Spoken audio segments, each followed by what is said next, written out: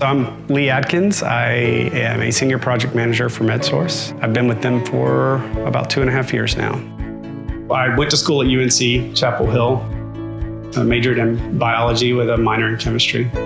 Really just got lucky landing a job with one of the major CROs here in the Raleigh area. Got to work with the oncology group first and foremost, and it had a personal meaning to me because my aunt had just died of breast cancer. That was my driver for getting into oncology research.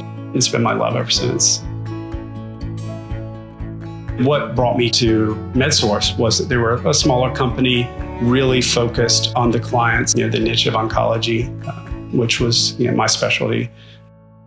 So I was diagnosed with urothelial cell carcinoma. The diagnosis was stage 4, which means it had spread from my kidney through my lymph nodes and into my lungs.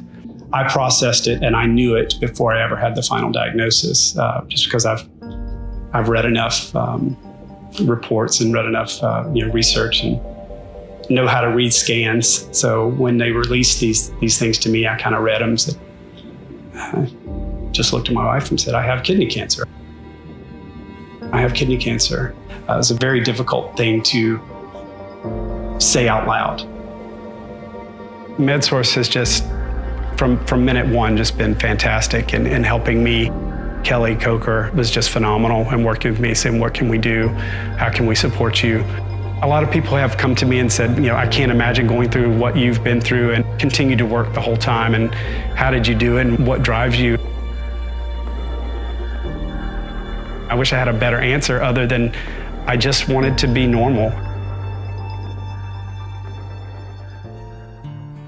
One day I was in the office. Chris Clark, our CFO, was visiting from the UK, and he was in our Raleigh office, and I happened to be there. And he just dropped in and off the cuff just asked me if there was anywhere that I wanted to visit or hadn't visited. And the first thing that came to mind was Spain. I didn't think anything more of the conversation. We went away and a couple of weeks went by and Kelly reached out to me and said, Chris would like to start a GoFundMe page for you. I sat there in awe as it ticked up a little bit here and there. The trip was amazing. We had private tours, really a first-class experience throughout everything we did. We ended up doing 4 days in Barcelona, 3 days in Madrid, and 3 days in Rome. Seeing some of these things in person is just eye-opening and really an amazing experience. People are amazing wherever you go, and we really did sense that.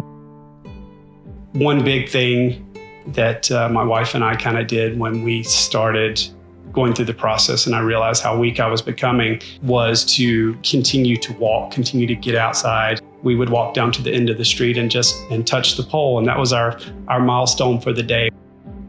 Less than 1/10 of a mile, probably took 30, 40 minutes sometimes to get there and get back, with her holding me up and really kind of dragging me a couple of times, but we got through it.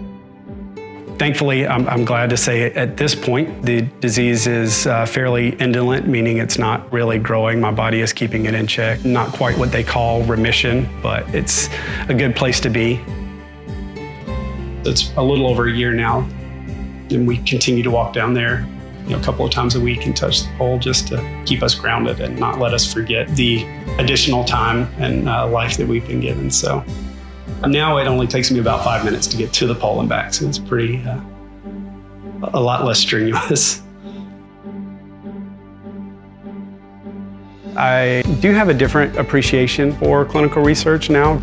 I've always wanted to be a part of it. I'm thankful that I'm able to do that still. Seeing it from the patient's side and seeing what goes on from their perspective has changed my perspective on it. The key for me was really just having a reason to get out of bed every day. Work is a big part of my life.